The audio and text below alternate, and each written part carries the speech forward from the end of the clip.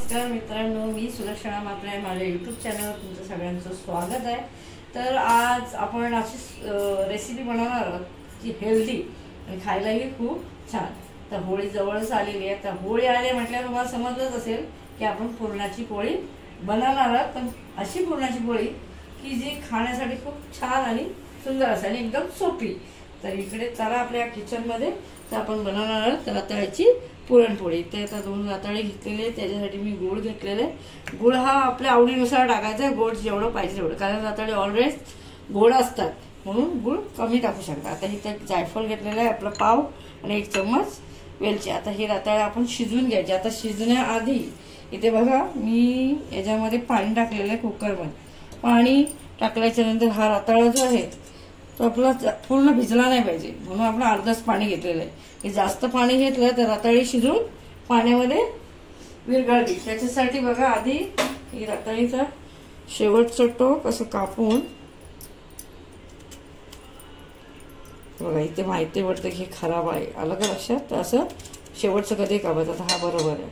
हा कापताना इकडे घ्या, इथे हा असा अर्धा खाचा मारायचा आणि मग उलट्या बाजूला असा खाचा मारायचा, जेणेकरून हे आपलं लवकर शिजेल।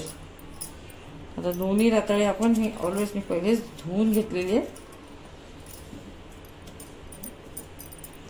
असं पूर्ण कापायचं नाही, पाणी जाऊ शकतं। आता हे शिजवताना त्याला जास्त शिट्या नाही मारायच्या, जास्तीत जास्त आणि कमीत कमी 1 ते 2 शिट्या। आता आपल्याला 1 ते 2 शिटी मारून घेऊ आणि इकडे याचं पीठ मळून घेऊ।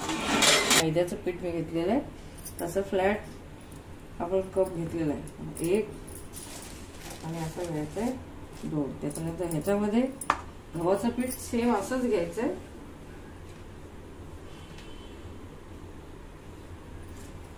गव्हाचं पीठ असं सगळं साहित्य म्हणजे जसं गहू पीठ आणि मैद्याचं पीठ आपण मिक्स करून घेऊ आणि ह्याच्यात चवीनुसार थोडं मीठ टाकू। पीठ घेतलेलं आहे तर आता हे 3 कप झालेलं आहे, मग आपण ह्याच्यामध्ये 3 कपला अर्धा पाणी टाकायचं। तर 3 ला किती येणार तर 1.5 कप। तर आता इथे आपण 1.5 कप पाणी टाकून हे पीठ मळून घेऊ। 1 कप टाकलेलं आहे, तोपर्यंत हे सगळं मिक्स करू।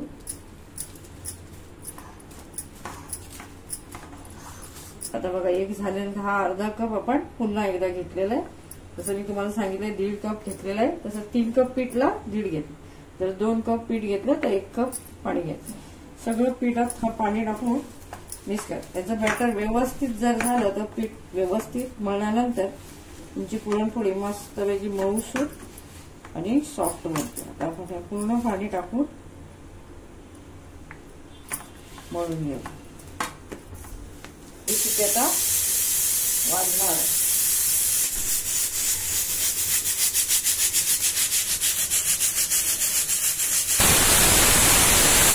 आता बंद करूया।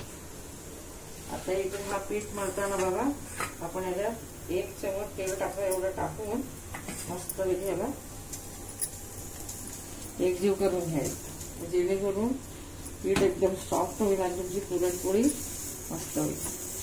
तसं ते पीठ मळताना हाताला खूप लागते, जसं जसं लागत आहे तसं तसं त्याला तेल लावायचं आणि एकजीव करून घ्यायचं आणि याला अर्धा तास तरी असं झाकून ठेवायचं, जेणेकरून तुमचं पीठ एकदम मस्त पैकी बाइंडिंग होऊन जाईल। बघा थोडं थोडं तेल घेऊन मळून आपला पीठ झालं तुम्ही बघू शकता किती असं सॉफ्ट आहे। आता अर्धा तास आपण मस्तपैकी झाकून ठेवूया। काढून रताळे काढून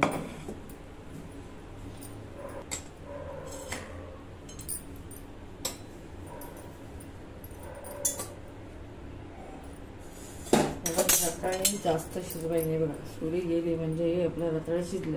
एकदम जास्त शिजले तर तुमचं जे सारण आहे ते व्यवस्थित बनणार नाही, म्हणून ह्याला आपण जेमतेम फक्त 2 शिट्ट्या वाजवलेल्या आहेत। जर तुमची रताळी लहान असती तर 1 शिट्टी व्हायच्या आधीच कुकर बंद करायचा आणि कुकरचं जर समजत नसेल तर तुम्ही टोपात सुद्धा बॉईल करू शकता। आता आपण इथे याला थंड होऊ द्या, मग आपण याचं सारण बनवूया। आता सगळी सोडून घेतलेली आहे आणि इकडे आपण हे फ्राय पॅन चालू केलेलं आहे, गॅस एकदम स्लो केलेला आहे. त्याच्यात आपण हा गूळ विरघळत ठेवूया आणि ते विरघळेपर्यंत आपण ही रताळी चाळणीमध्ये असं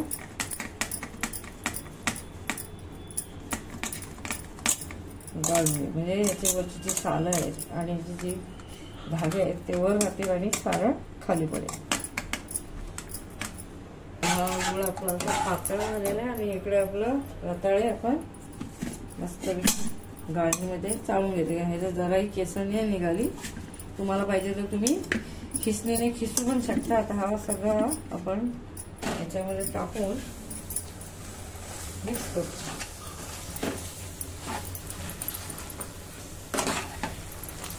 ते थोडीशी आपण एक पाव चमच हळद टाकूया.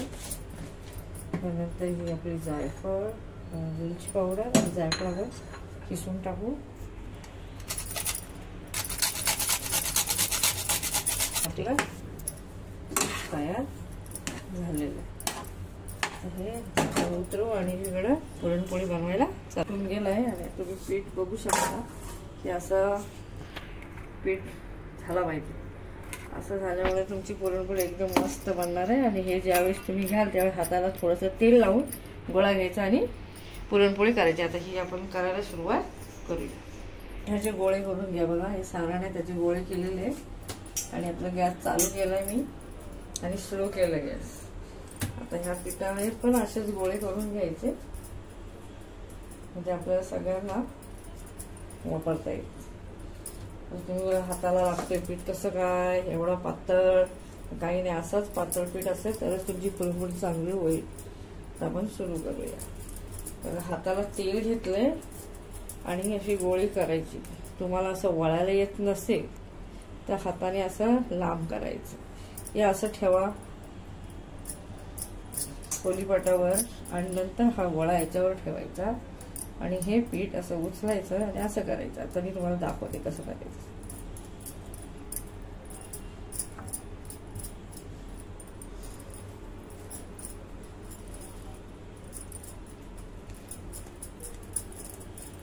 असं फिरवत फिरवत पिठाला आत घ्यायचं.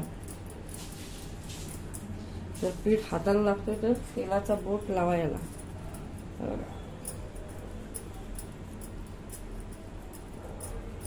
गेला आणि मग वरती शेवटी असं करून दाबायचं आणि मग असं करायचं. आता आपण इकडे लाटायला घेऊ. हे बघा लाटताना ज्या नवखे असतात त्यांना खूप प्रॉब्लेम होतो. त्यांना हलक्या हलक्या हाताने जसं आपण पुरणाची पोळी करतो तसंच लाटायचं आहे.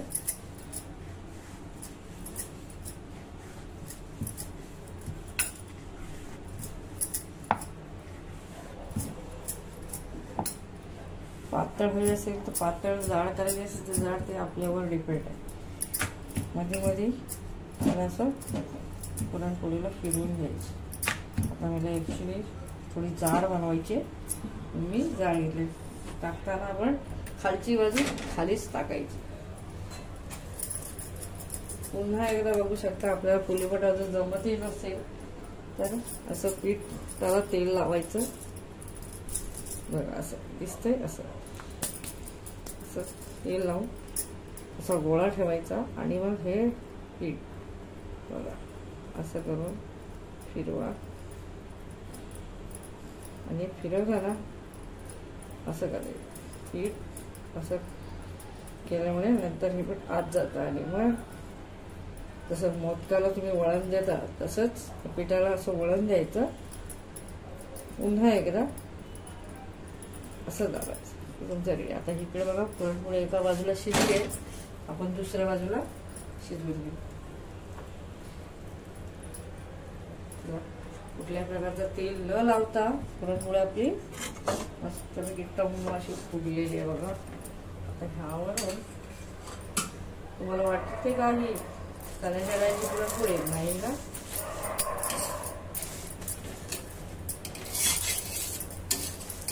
कुठल्याही प्रकारे फुगली नाही बघा.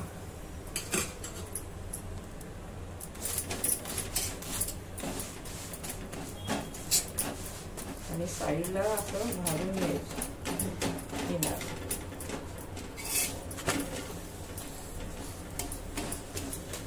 कशी वाटते बघा रताळ्याची पुरणपोळी. आता ही झालेली आहे, आपण हिला काढून घेऊया.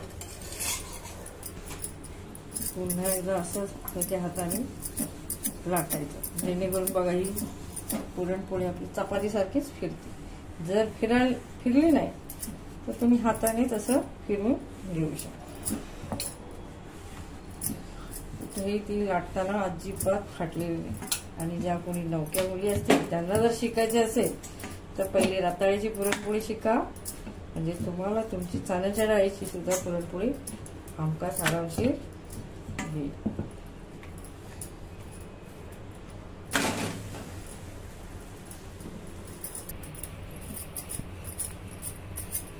बघा आपण दुसरी सुद्धा पुरणपोळी तव्यावर टाकलेली आहे, कशी मस्त चपाती कशी फुगते तशी ही फुगलेली आहे.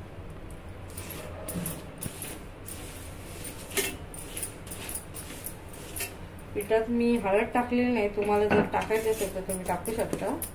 मी हळद टाकलेली नाही.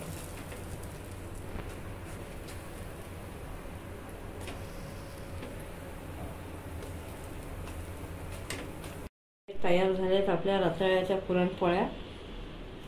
हा व्हिडिओ तुम्हाला कसा वाटला हा मला कमेंटमध्ये सांगा. व्हिडिओला लाईक, शेअर आणि सबस्क्राईब करायला विसरू नका. पुन्हा भेटू नवीन रेसिपीवर. Tata, bye bye.